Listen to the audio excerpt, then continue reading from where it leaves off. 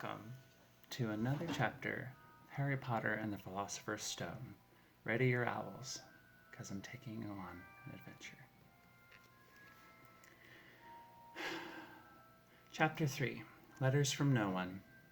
The escape of the Brazilian boa constrictor earned Harry his longest ever punishment. By the time he was allowed out of his cupboard again, the summer holidays had started and Dudley had already broken his new Zin camera, crashed his remote control airplane, and first time on his racing bike knocked down old Miss Fig as she crossed Privet Drive on her crutches. Harry was glad school was over, but there was no escaping Dudley's gang, who visited the house every single day.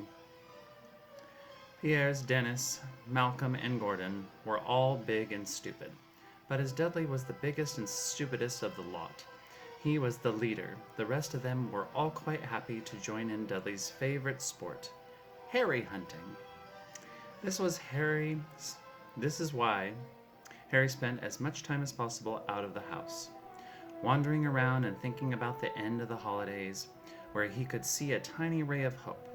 When September came, he would be going off to secondary school. And for the first time in his life, he wouldn't be with Dudley. Dudley had a place at Uncle Vernon's old school, Smeltings. Piers Polkiss was going there too. Harry, on the other hand, was going to Stonewall High, the local comprehensive. Dudley thought this was very funny. They stuffed people's heads down the toilet first day at Stonewall, he told Harry. Want to come upstairs and practice? No, thanks, said Harry. The poor toilets never had anything as horrible as your head down it. It might be sick. Then he ran before Dudley could work out what he'd said. One day in July, Aunt Petunia took Dudley to London to buy his Smeltings uniform, leaving Harry at Miss Fig's. Miss Fig wasn't as bad as usual. It turned out she'd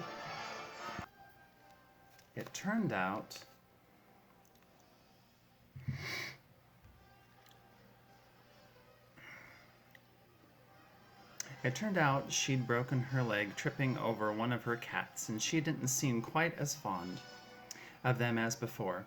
She let Harry watch television and gave him a bit of chocolate cake that tasted as though she had had it for several years.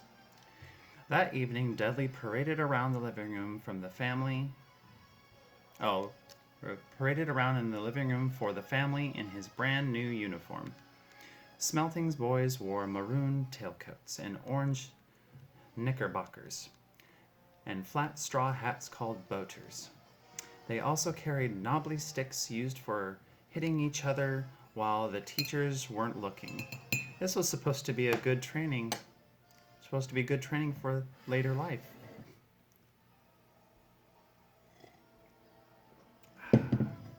As he looked at Dudley in his new knickerbockers, Uncle Vernon said gruffly, That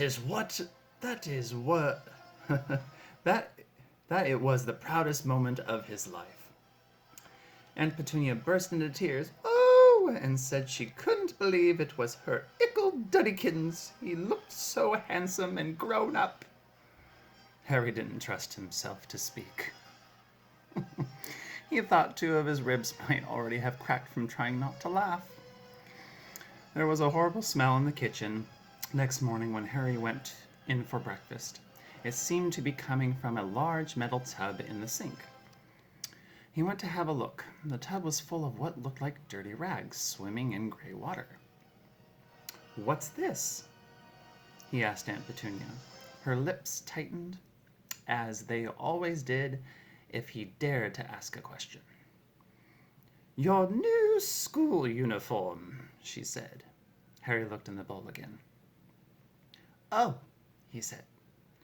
I didn't realize it had to be so wet. Don't be stupid, snapped Aunt Petunia. I'm dyeing some of Dudley's old things gray for you. It'll look just like everyone else's when I'm I've finished." Harry seriously doubted this, but thought it best not to argue. He sat down at the table and tried not to think about how he was going to look on his first day at Stonewall High. Like he was wearing bits of old elephant skin, probably. Dudley and Uncle Vernon came in, both with wrinkled noses because of the smell from Harry's uniform. Uncle Vernon opened his newspaper, as usual, and Dudley banged his smelting stick, which he carried everywhere, on the table. They heard the click of the letter box, flop of letters on the doormat. Get the post, Dudley," said Uncle Vernon from behind his paper. "Make Harry get it." "Get the post, Harry." I don't. Make Dudley get it." "Poke him with your smelting stick, Dudley." Harry dodged the smelting stick and went to get the post. 3 things lay on the doormat: a postcard from Uncle Vernon's sister Marge, who was holidaying on the Isle of Wight, a brown envelope that looked like a bill, and a letter for Harry. Harry picked it up and stared at it, his heart twanging like a giant elastic band. No one ever in his whole life had written him who would? He had no friends, no other relatives. He didn't belong to the library, so he never even got rude notes asking for books back. Yet here it was, a letter addressed to so plainly there it could be no mistake. "Mr. H. Potter, the cupboard under the stairs, 4 Privet Drive, Little Whining, Surrey." The envelope was thick and heavy, made of yellowish parchment, and the address was written in emerald green ink. There was no stamp. Turning the envelope over, his hand trembling, Harry saw a purple wax seal bearing a coat of arms, a lion, an eagle, and a badger, and a snake surrounding a large H. "Hurry up, boy!" shouted Uncle Vernon from the kitchen. "What are you doing?" "Checking for letter bombs?" He chuckled at his own joke. Harry went back to the kitchen, still staring at his letter. He handed Uncle Vernon the bill and the postcard, sat down, and slowly began to open the yellow envelope. Uncle Vernon ripped open the bill, snorted in disgust, and flipped over the postcard. "Marge is ill," he informed Aunt Petunia. "Ate a funny whelk." "Dad," said Dudley suddenly. "Dad, Harry's got something." Harry was on the point of unfolding his letter, which was written on the same heavy parchment as the envelope, when it was jerked sharply out of his hand by Uncle Vernon. "That's mine!" said Harry, trying to snatch it back. Who'd be writing to you?" sneered Uncle Vernon, shaking the letter open with one hand and glancing at it. His face went from red to green faster than a set of traffic lights. And it didn't stop there. Within seconds it was the grayish white of old porridge. "Petunia," he gasped. Dudley tried to grab the letter to read it, but Uncle Vernon held it high out of his reach. Aunt Petunia took it curiously and read the first line. For a moment it looked as though she might faint. She clutched her throat and made a choking noise. "Vernon! Oh my goodness, Vernon!" They stared at each other, seeming to have forgotten that Harry and Dudley were still in the room. Dudley wasn't used to being ignored. He gave his father a sharp tap on the head with his smelting stick. "I want to read the letter," he said loudly. "I want to read it." "I want to read it," said Harry furiously, "as it's mine. Get out, both of you," croaked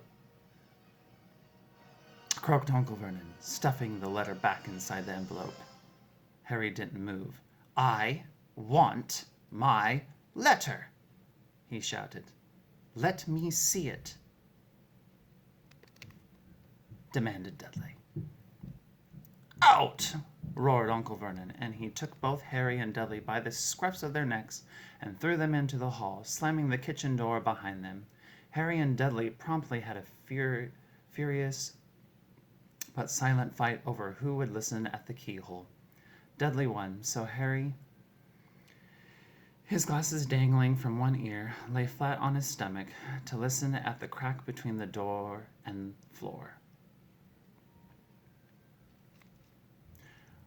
Vernon, Aunt Petunia was saying in a quivering voice, look at the address. How could they possibly know where he sleeps? You don't think they're watching the house? Watching, spying, might be following us, muttered Uncle Vernon wildly. But what should we do, Vernon? Should we write back? Tell them we don't want. Harry could see Uncle Vernon's shiny black shoes pacing up and down the kitchen. No, he said finally. No, we'll ignore it. If they don't get an answer, yes, that's best. We won't do anything. But I'm not having one in this house. Petunia, didn't we swear when we took him in we'd stamp out that dangerous nonsense? That evening, when he got back from work, Uncle Vernon did something he'd never done before. He visited Harry in his cupboard.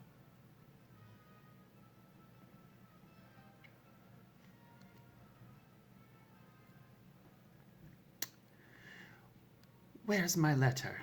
Said Harry, the moment Uncle Vernon had squeezed through the door. Who's writing me? No one. It was addressed to you by mistake, said Uncle Vernon shortly.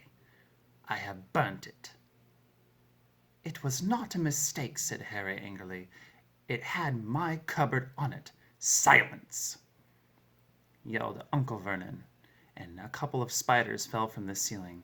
He took a few deep breaths and then forced his face into a smile which looked quite painful. Yes, Harry. About this cupboard. Your aunt and I have been thinking. You're really getting a bit big for it when we think it might be nice if you moved into Dudley's second bedroom. Why? Said Harry. Don't ask questions, snapped his uncle. Take this stuff upstairs now.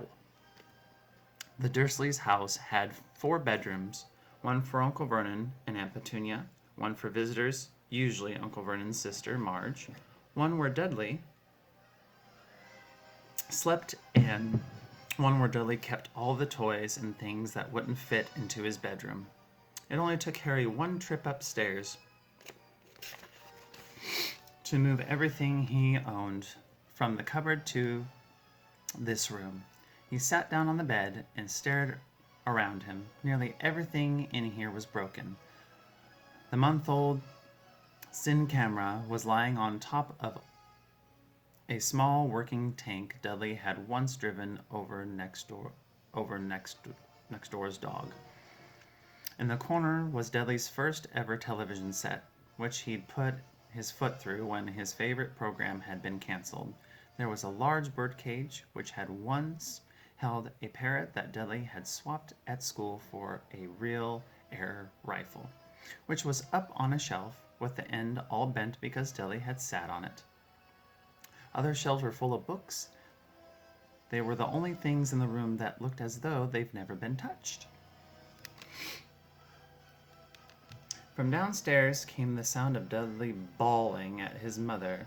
I don't want him in there. I need that room. Make him get out. Harry sighed and stretched out on the bed. Yesterday he'd have given anything to be up here. Today he'd rather be back in his cupboard with the letter than up here without it. Next morning at breakfast, everyone was rather quiet. Dudley was in shock. He'd screamed, whacked his father with his smelting stick, been sick on purpose, kicked his mother, and thrown his tortoise through the greenhouse roof, and he still didn't have his room back.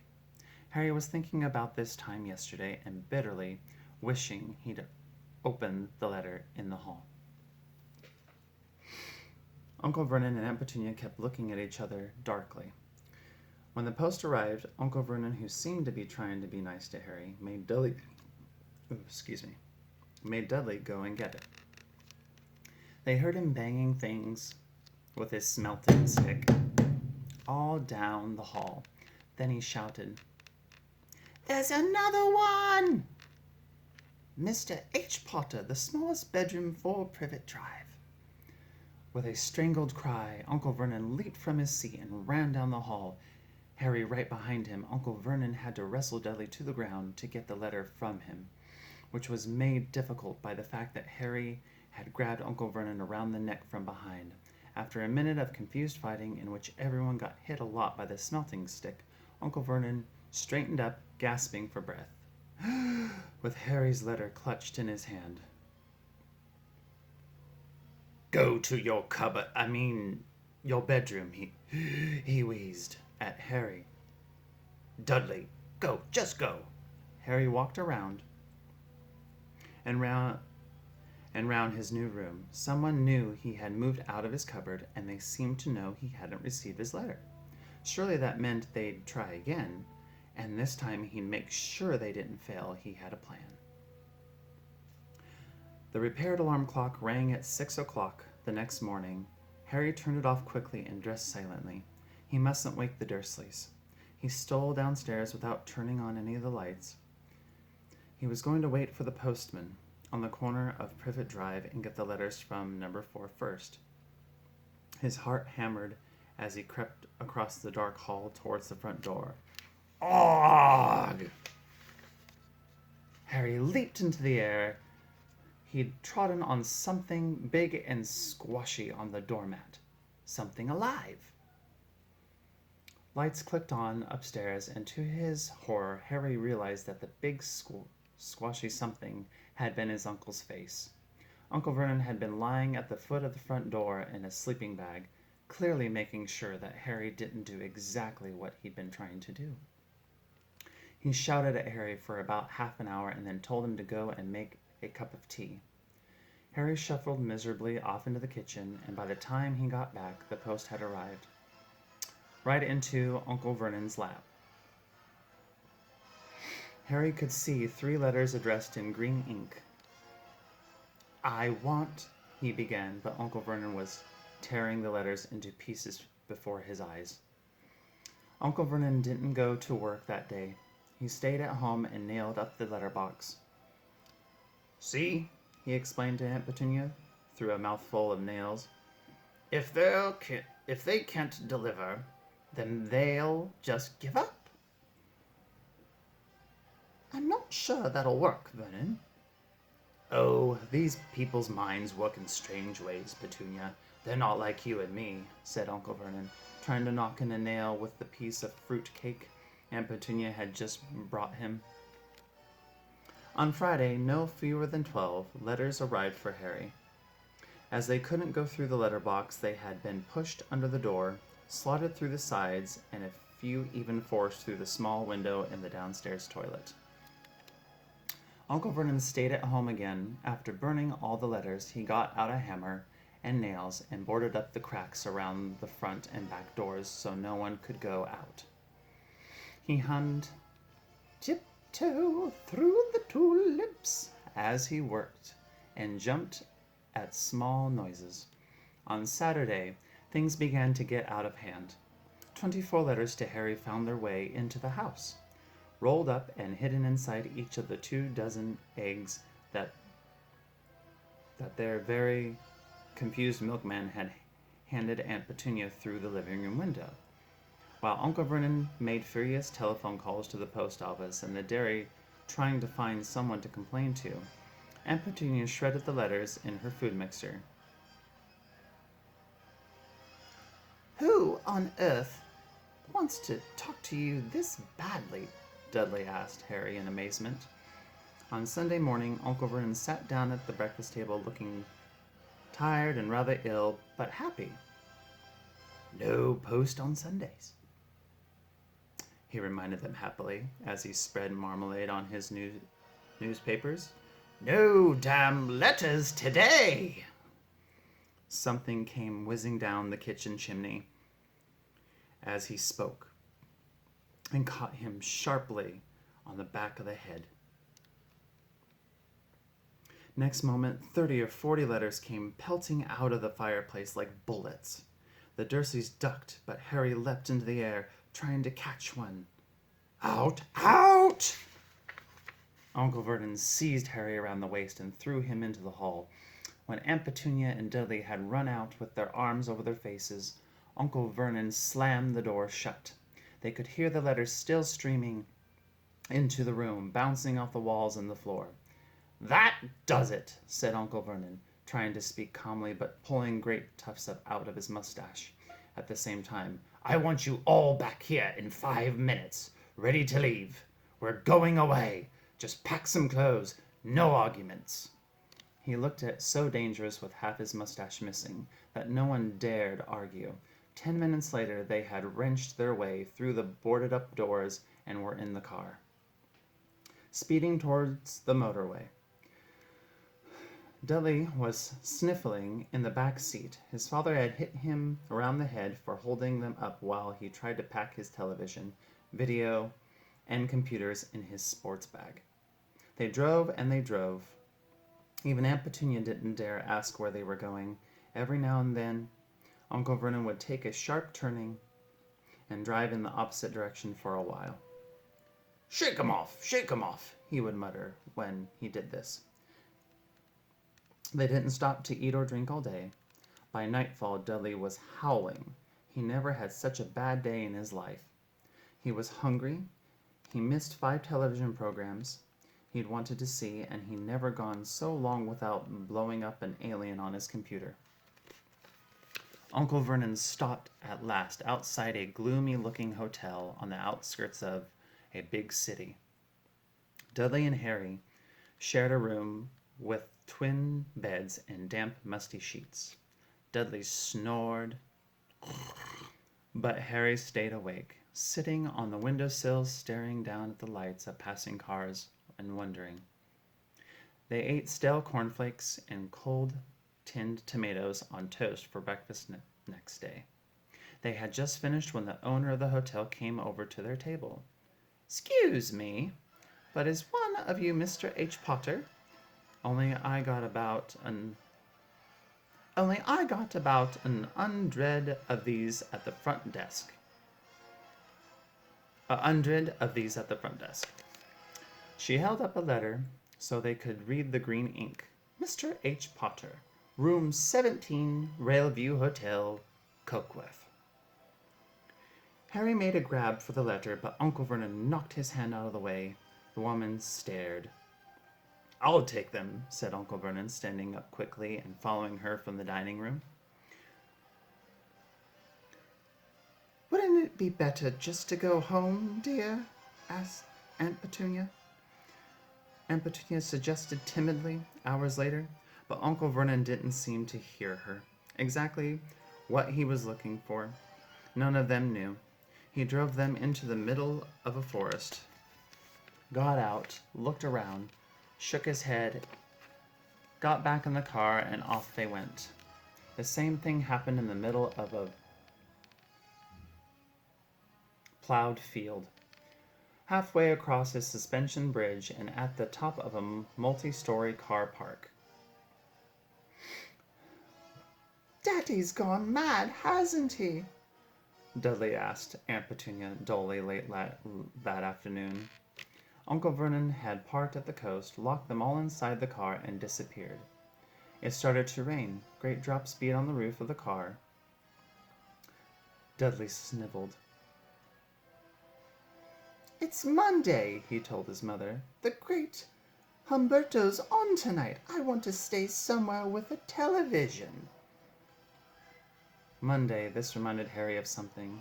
If it was Monday, and you could usually count on Dudley to know the days of the week because of television, then tomorrow, Tuesday, was Harry's 11th birthday. Of course, his birthdays were never exactly fun. Last year, the Dursleys had given him a coat hanger and a pair of Uncle Vernon's old socks. Still, you weren't 11 every day. Uncle Vernon was back and he was smiling. He was also carrying a long, thin package and didn't answer Aunt Petunia when she asked what he'd bought. Found the perfect place, he said. Come on, everyone out. It was very cold outside the car. Uncle Vernon was pointing at what looked like a large rock way out to sea. Perched on top of the rock was the most miserable little shack you could imagine. One thing was certain, there was no television in there. "Storm forecast for tonight," said Uncle Vernon gleefully, clapping his hands together. "And this gentleman's kindly agreed to lend us his boat." A toothless old man came ambling up to them, pointing with a rather wicked grin at an old rowing boat bobbing in the iron-gray water below them. "I've ordered you some rations," said Uncle Vernon, "so all aboard." It was freezing in the boat. Icy spray and rain crept down their necks, and a chilly wind whipped their faces. After what seemed like hours, they reached the rock, where Uncle Vernon, slipping and sliding, led the way to the broken-down house. The inside was horrible. It smelled strongly of seaweed. The wind whistled through the gaps in the wooden walls, and the fireplace was damp and empty. There were only 2 rooms. Uncle Vernon's rations turned out to be a packet of crisps each and 4 bananas. He tried to start a fire, but the empty crisp packets just smoked and shriveled up. "Could do with some of those letters now, eh?" he said cheerfully. He was in a very good mood. Obviously, he thought nobody stood a chance of reaching them here in a storm to deliver post. Harry privately agreed that the thought didn't cheer him. Harry privately agreed, though the thought didn't cheer him up at all.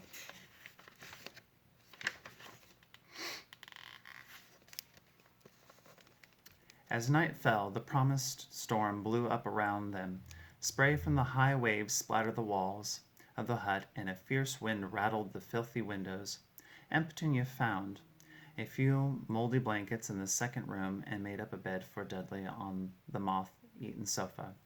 She and Uncle Vernon went off to the lumpy bed next door, and Harry was left to find the softest bit of floor he could and to curl up under the thinnest, most ragged blanket.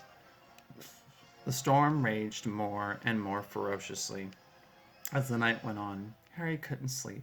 He shivered and turned over, trying to get comfortable, his stomach rumbling with hunger. Dudley's snores could be drowned by the low rolls of thunder that started near midnight. The lighted dial of Dudley's watch, which was dangling over the edge of the sofa on his fat wrist, told Harry he'd be 11 in 10 minutes' time. He lay and watched his birthday tick nearer, wondering if the Dursleys would remember at all, wondering where the letter writer was now. 5 minutes to go, Harry heard something creak outside. He hoped the roof wasn't going to fall in, although he might be warmer if it did. 4 minutes to go. Maybe the house in Privet Drive would be so full of letters when they got back that he'd be able to steal one somehow. 3 minutes to go. Was that the sea, slapping hard on the rock like that? And 2 minutes to go. What was that funny crunching noise? Was the rock crumbling into the sea? 1 minute to go, and he'd be 11. 30 seconds. 20. 10. 9. Maybe he'd wake Dudley up just to annoy him. 3, 2, 1. The whole shack shivered, and Harry sat up bolt right, staring at the door. Someone was outside, knocking to come in. And that ends Chapter 3. Join me and many other friends for many chapters to come.